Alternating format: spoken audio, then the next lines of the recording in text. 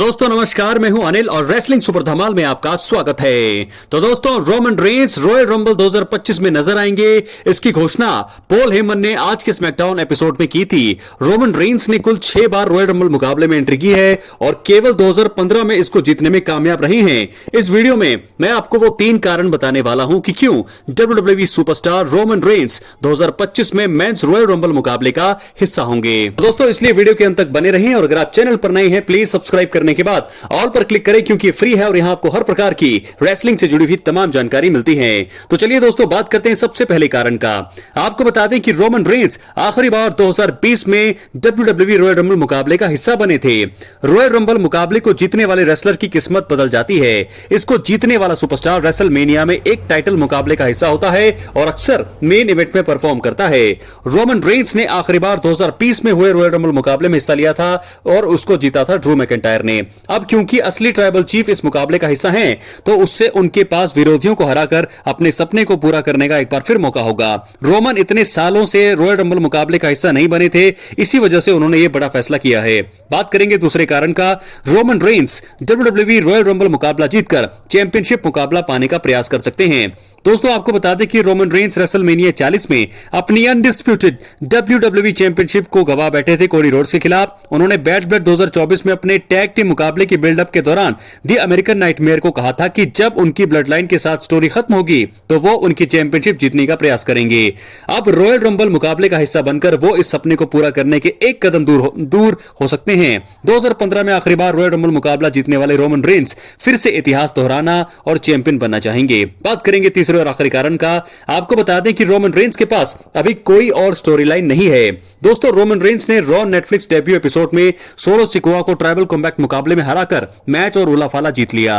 अब क्योंकि कंपनी शायद कुछ समय के लिए असली ट्राइबल चीफ को इस स्टोरी से दूर करना चाहती है, इसलिए WWE ने उन्हें रॉयल रंबल मुकाबले का हिस्सा बनाया है।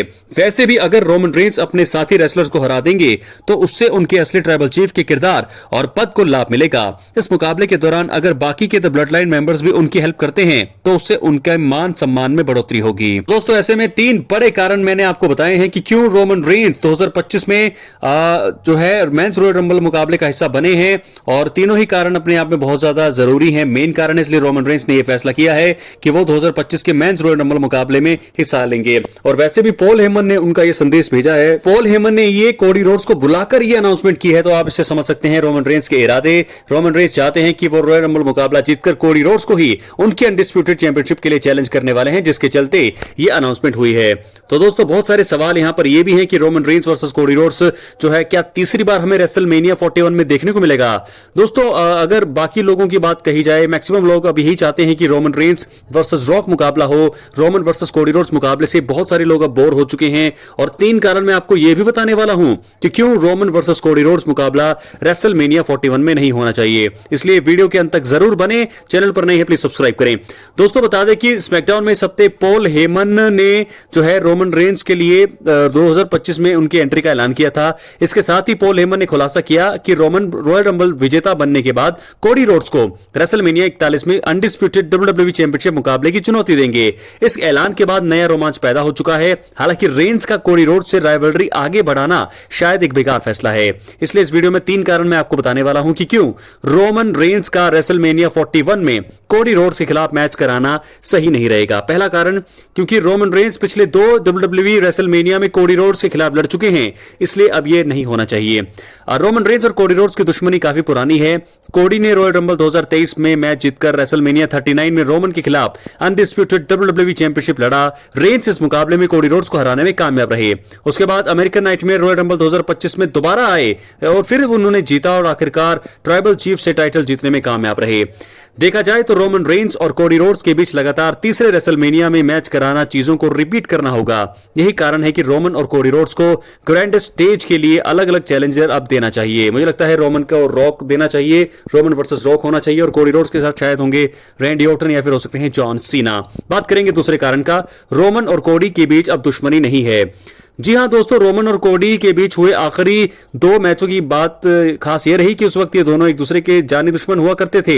हालांकि मौजूदा समय में चीजें पूरी तरह से बदल चुकी हैं। देखा जाए तो WWE में रोमन और कोडी के बीच दुश्मनी अब पूरी तरह से खत्म है। इन दोनों ने बैड ब्लड में मिलकर टैग टीम मुकाबले में लड़ा।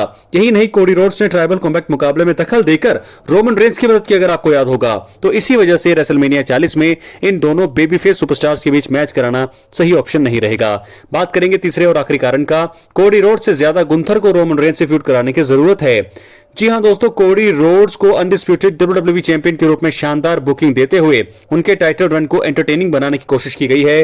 कंपनी ने गुंथर को भी वर्ल्ड हैवीवेट चैंपियन के रूप में बेहतरीन दिखाने की कोशिश की है। हालांकि रिंग जनरल गुंथर का टाइटल रन अभी तक यादगार नहीं बना है। देखा जाए तो गुंथर को रोमन रेंस से फ्यूड करके वर्ल्ड हैवीवेट चैंपियन के रूप में काफी फायदा हो सकता है।